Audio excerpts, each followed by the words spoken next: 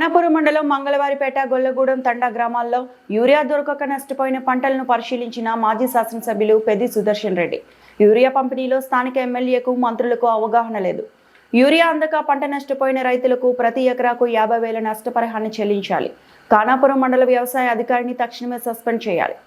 Urea పంపిణీలో అక్రమాలకు పాల్పడుతున్న వ్యవసాయ అధికారులపైన కలెక్టర్ చర్యలు తీసుకోవాలి.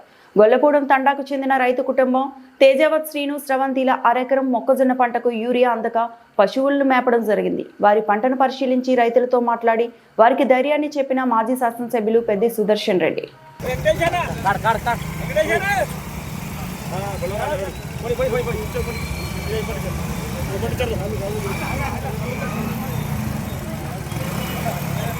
చెట్లు పడతాయి కదా ఇక్కడ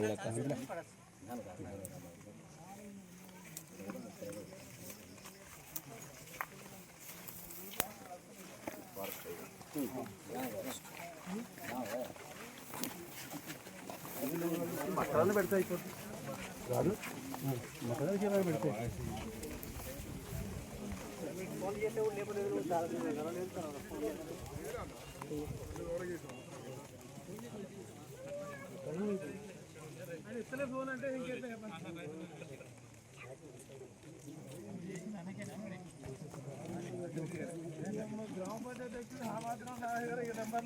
ఆసాంకే పోతాయి.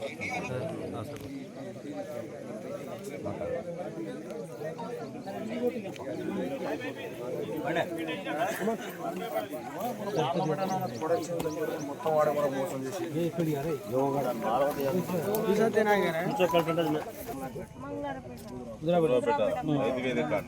రెండు గ్రామాల పొత్తున్న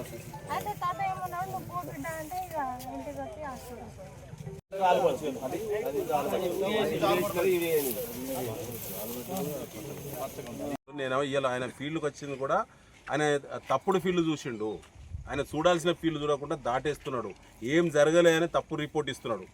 కాబట్టి చర్యలు చేయండి, మీరు ఫీల్డ్ విజిట్ చేయండి. ఎందుకంటే ఈ ఎఫెక్ట్ ఒక్కగానే ఉండదు. దీని ఎఫెక్ట్ యూరియా అందని ప్రతి దగ్గర కూడా ఉంటుంది కదా, సైంటిఫిక్గా ఆలోచిస్తే. కాబట్టి సమస్య తీవ్రవుతున్నప్పుడు ప్రభుత్వ దృష్టి తీసుకెళ్లే ప్రయత్నం ఇన్ టైంలో చేయడం మంచి పని కదమ్మా. తర్వాత ఏమైందని ప్రభుత్వం చూసుకుంటుంది.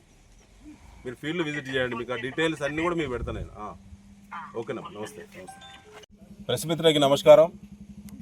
వరంగల్ జిల్లా వ్యాప్తంగా, నర్సంపేట డివిజన్ వ్యాప్తంగా, ముఖ్యంగా ఖానాపురం మండలంలో యూరియా కొరత వల్ల ఎస్టీ గిరిజనులతో పాటు సన్న చిన్నకారు రైతుల యొక్క పత్తి చేనులు కానీ, వరి పంట కానీ, మొక్కజొన్న కానీ పూర్తిగా ఎర్రబారిపోతున్నది.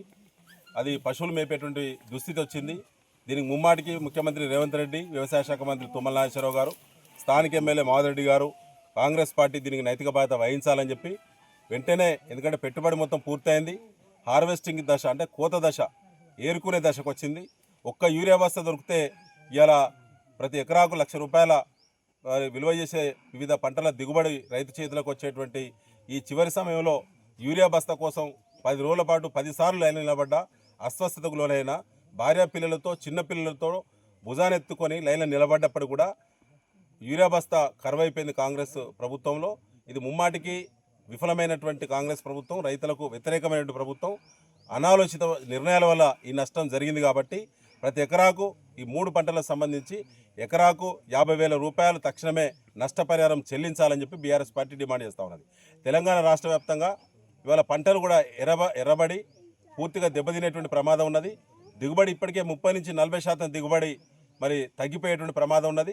ముఖ్యంగా పత్తి దిగుబడి, అదేవిధంగా ధాన్యం దిగుబడి, అదేవిధంగా మొక్కజొన్న దిగుబడి కూడా ఈ 3 పంటల మీద దీని యొక్క యూరియా ప్రభావం చాలా తీవ్రంగా ఉన్నది.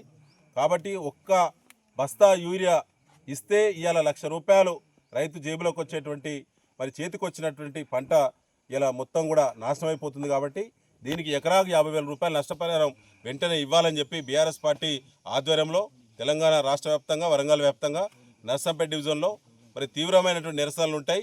కాంగ్రెస్ పార్టీ నాయకులారా, ఏ ముఖం పెట్టుకొని మీరు స్థానిక సంస్థల ఎన్నికలకు వస్తారు? ఇలా ఎన్నికలకు వచ్చేటువంటి ధైర్యం కూడా లేదు మీకు. తప్పించుకొని దొంగల్లా పారిపోతున్నటువంటి కాంగ్రెస్ ప్రభుత్వం యొక్క మరి వాళ్ళ యొక్క ఆలోచనలన్నీ కూడా ప్రజలకు, రైతులకు అర్థమవుతున్నాయి.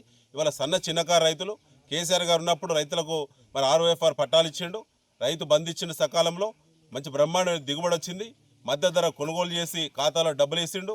ఇవాళ అవన్నీ కూడా కోల్పోయి రైతులు పూర్తిగా బదాన్న పడేటువంటి పరిస్థితి వచ్చింది. ఇలా మేము తెలంగాణ రైతాంగాన్ని కూడా మేము పిలుపునిస్తూ ఉన్నాం, ఇలా భరోసా ఇస్తూ ఉన్నాం. మీకు కేసీఆర్ గారు ఉన్నారు, మీకు మద్దతుగా బీఆర్ఎస్ పార్టీ తీవ్రమైనటువంటి పోరాటాలు చేయడానికి సిద్ధంగా ఉంది. మీరు మనోధైర్యం కోల్పోవద్దు, పోరాటాలకు సిద్ధంగా ఉండాలి. ప్రతి పంటకు ఎకరాకు 50,000 రూపాయలు నష్టపరిహారం వచ్చేంతవరకు కాంగ్రెస్ పార్టీ ప్రజాపతిల గల్లబట్టి గుంజాలని చెప్పి తీవ్రమైన నిరసనలకు మీరందరూ సిద్ధంగా ఉండాలని చెప్పి ఈ సందర్భంగా కోరుతా ఉన్నాం.